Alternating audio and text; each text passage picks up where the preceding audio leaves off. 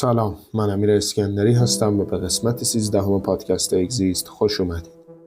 در این فصل به فصل سوم کتاب درآمدی بر روابط موضوعی و روانشناسی خود میپردازیم که در واقع درباره ملانی کلاین هست به عنوان یک نظریه پرداز نوآور در عصر روانکاوی.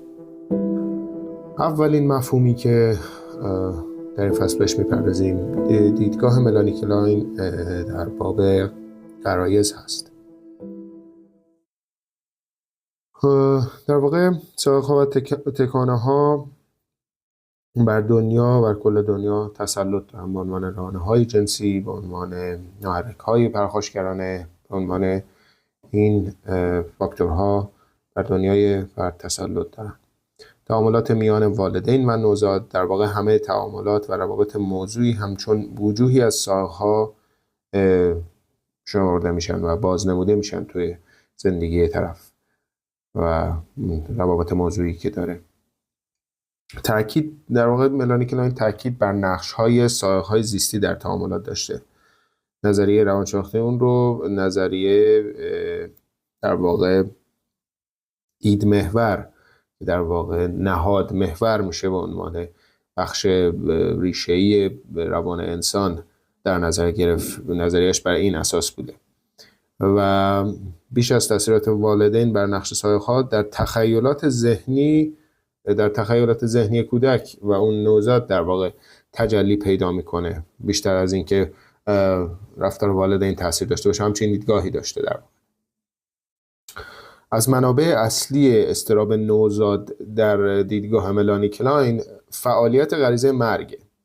در ادامه بهش میپردازیم که چجوری نوزاد در مواجهه با این غریزه که بهش غالب هست، ترس در واقع از نیست شدن و ترس از مرگ، منجر به چی میشه و با چه چیزی نوزاد باش مواجهه میکنه. مشکل در واقع به شکل ترس از آزار یا نابودی تبدیل میشه به تکانه یا سائق ویرانگر که درون خود فرد هست، خود اون نوزاد هست. و اون موضوع در خیال پردازی های کودک بی‌پناه مهاناپذیر و پرقدرت میشن. ولی کودک در اینجا به دنبال راهی هست که در واقع بتونه در مواجهه با این غریزه که غریزه مرگ هستش راهی پیدا کنه. بخش بعدی بخش خیال پردازی است. خیال پردازی در واقع نوعی فعالیت ذهنیه که از زمان تولد نوزاد حضور داره از نظر ملانی کلاین. بازنمایی خیالی غرایز و شهوات جسمانی، پاسخهای فعالانه نوزاد به احساسات سائق‌هاش، در واقع سائق‌های قویش عمل میکنه که به صورت جسمانی و ذهنی نوزاد یا کودک در حال تجربه اونهاست. و نوزاد در واقع نوزاد گرسنه از طریق خلق توهم وجود اون پستان مادر و در واقع مزه شیر به صورت موقت نیاز ایگویش رو میاد و مهار میکنه. موقعی که مادر در دسترس نیست، موقعی که دور هست ازش، با این روش و خیال پردازی که پستان مادر اونجاست من مزه شیر رو در دهنم حس میکنم، خیال پردازی داره میگه که از ابتدا هست در اون آدم و میاد نیاز ایگویش رو برای مدت کوتاهی مهار میکنه. به شدت زنده و واقعی، میان واقعیت و دنیای تخیلی نمیتونه تمایزی قائل بشه. هر رنج و ناکامی نوزاد بهش به شکلی هست که انگار حمله شخصی از سوی نیروی متخاصم بوده. یعنی در واقع میگه که ناکامی و رنج نوزاد اینجوری براش تداعی میشه و اینجوری برداشت میکنه ازشون نوزاد که حمله شخصی از سوی یک نیرو یا یک محرک بیرونی متخاصم و خشمگین بوده. همچین حسی میکنه در واقع نوزاد بی‌پناه این موضوعها و احساسات تخیلی رو چنان شبیه رویداد واقعی تجربه میکنه که اون رویداد روانشناختی تبدیل به یک رویداد جسمانی هم میشه. ممکنه درد جسمانی هم تجربه کنه در اینجا. در واقع مثالی که کتاب اینجا زده، مثلا گفته برای نمونه نوزادی که انگشت خودش رو میمکه و با دهان صدای مکیدن در میاره. چنین خیال پردازی حتما دیدیم نوزاد کوچیک این کار رو انجام میده و چنین خیال پردازی میکنه که به واقع در حال مکیدن پستانه و حتی پستانی خوب در درون خودش داره. ترس‌ها و احساسات شدید نوزاد و مکانیزم‌های او برای مواجهه با آنها به دنیای دیوانه‌وار بزرگسالان مبتلا به سایکوز شباهت داره. سایکوز در واقع همون روانپریشی میشه. در اینجا داره میگه که احساسات شدیدی که نوزاد تجربه میکنه و مکانیزم‌های اون برای مواجهه با چنین شرایط ترس‌آور و اضطراب‌آوری به دنیای آدم‌های در واقع روانپریش، بزرگسالان روانپریش شبیهش میکنه ملانی کلاین اینجا. با این تفاوت که کلاین میاد اینجا اینو درستش میکنه و تغییرش میده. نوزاد در واقع اینجا مبتلا به سایکوز نیست، روانپریش نیست نوزاد. این دنیای درونی پرآشوب خیال پردازی هاشه به واسطه اینکه پستان مادر رو در واقع متصور میشه و که داره میگه اصلا در دوران نوزادی به هنجار طبیعیه، کاملا نرماله، یعنی از نظر ملانی کلاین.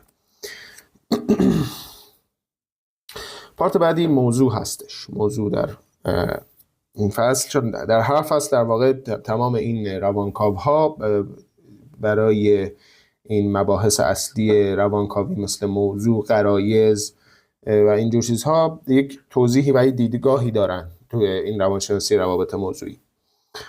و کلاین در بحث موضوع میگه که سائق در اینجا معطوف به موضوع. سائق همون رانه یا محرک که در یو قرار داده در واقع بخش لذت جو در نظر گرفته میشه. مثالش اینجا این هست که در واقع میگه که در مدل فرویدی سائق در آغاز سائق‌های بی‌موضوعن، معنایی نداره، یعنی موضوعی در پشتشون نیست، زیرا آنچه در مرتبه نخست اهمیت قرار داره ارضا شدنه و تفاوت نمیکنه موضوع خاص اون چی باشه.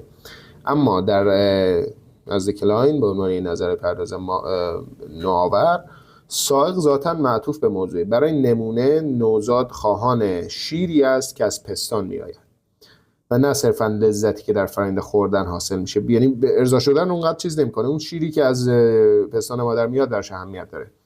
کلاین به بی‌موضوع دانستن غرایز در دیدگاه فروید رو این مورد انتقاد قرار میده اصلا، زیرا معتقد بود هر شهوت و غریزه‌ای به یک موضوعی متصل به نحوی و یک ابژه‌ای پشتش هست و یک محرکی پشتش هست قطعا. و ایگو و مهارت‌های ادراکی کودک به عنوان نوزاد رشد نیافته و نوزاد در هر ابتدا و زمان تنها قادر است یک وجه از این دو قسمت از اشخاص رو بهش توجه بکنه. در واقع ارتباط با موضوعهای جزئی به دو شکل ترجمه میشه، در واقع دو حالت محروم و ارضا شدن ترجمه میشه. در آغوش بودن و تغذیه شدن به احساسات خوشایند منجر میشه و احساسات به این شکل خروجی میده و درک میشه که برای نوزاد ادراک موضوع ارضا کننده و در واقع تبدیل میشه به یک موضوع خوب. وقتی مثلا نوزاد این حس رو بکنه که در آغوش گرفته میشه، تغذیه میشه و مراقبت میشه ازش، به این شکل درکش میکنه اونها رو که این موضوع خوبیه برای من. موضوع در اینجا همون ابژه است، همون چیزی که نوزاد باش یک رابطه موضوعی برقرار میکنه و تبدیل میشه براش به یک موضوع خوب. برقرار کردن رابطه با یک موضوع جزئی میتونه تبدیل بشه به یک خیال پردازی عجیب غریب برای نوزاد، میتونه ناواقع گرایانه باشه، اهم از اجزای بدن خود اون نوزاد به موضوعهای بیجان و افراد دیگر منتقل میشه اگر به صورت جزئی بخواد برقرار باشه. در 2-3 ماه نخست از اجزا و بخش‌هایی از جهان خارج تشکیل میشه که به صورت خصمانه آسیب رسان. علت این که همیشه کودک احساس ترسی داره و براش همه چی ناآشناست، اینکه هنوز شناخت اینجا شکل نگرفته، که باز باید وارد بحث شناختی و روانشناختی کودک بشیم اینجا که حیطه بحث ما نیست در حال حاضر الان، که میتونه براش خصمانه آسیب رسان باشه و ارضا کننده باشه. در باب بعدی مکانیزم های روانی که کودک استفاده میکنه برای ارتباط جویی با پستان مادر. اولین در واقع مکانیزمی که استفاده میکنه مکانیزم فرافکنی هست که حتما اسمش رو شنیدیم، به عنوان پروجکشن یا برونی سازی، یعنی یک موضوعی رو که مربوط به درون خود طرف میشه به بیرون منتقل میکنی و ربطش میدیم به دنیای بیرون. در واقع فرآیند ذهنی یا تخیلیه. نوزاد احساسات خود رو مانند کیفیات موضوع بهشون میپردازه. نوزادی که خوب تغذیه شده و سرشار از احساس لذت است، احساس خوب رو به موضوع برمیگردونه. پستان مادر در اینجا خوبه و الگوی نخستینش براش خوب و بخشنده، یا میتونه به این حالت تبدیل بشه که آسیب زننده و آسیب رسانه براش.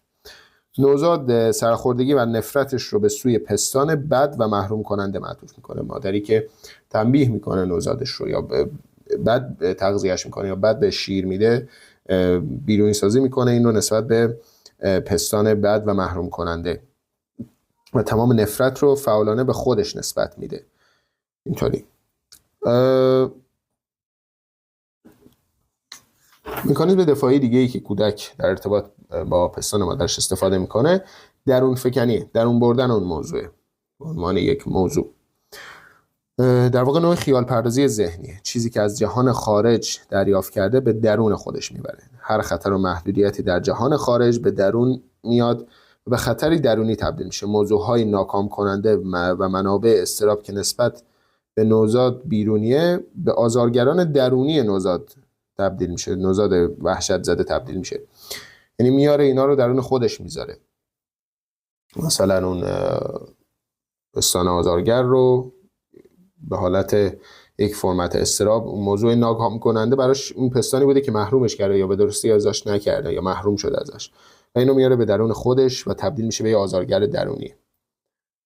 چون در بزرگسالی ما در اون فکنی هم استفاده میکنیم، تمام موضوعهای بیرونی رو به اصطلاح مثلا ربط میدیم به خودمون، میگیم که فلانی با من مثلا اینجوری رفتار کرد پس حتما همیشه عیب از منه، یا مثلا اینجوری احساس اضطراب دائمی اینجوری در واقع میکنیم وقتی از این مکانیزم استفاده میکنیم.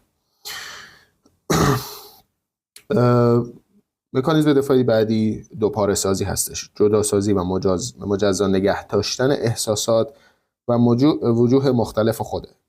ایگو و موضوعهایش را به دو بخش قابل مهار و صورتی از خودشون محافظت میکنه. نوزاد ایگو و موضوعها رو تحت دو مقوله خوب و بد تفکیک میکنه. در بزرگسالی دوپاره سازی اینجوریه که یا همه موضوع خوبن یا همه موضوع بدن، نمیتونیم یه حد وسطی براش تعیین کنیم. همیشه همون اصطلاحش چی؟ اصطلاح در واقع 0 و 100، نگاه 0 و 100 در واقع به این معنا. و در واقع شیوه دیگر نوزاد در اینجا برای خودش همسانسازی فرافکنانه است به عنوان مکانیزم نهایی.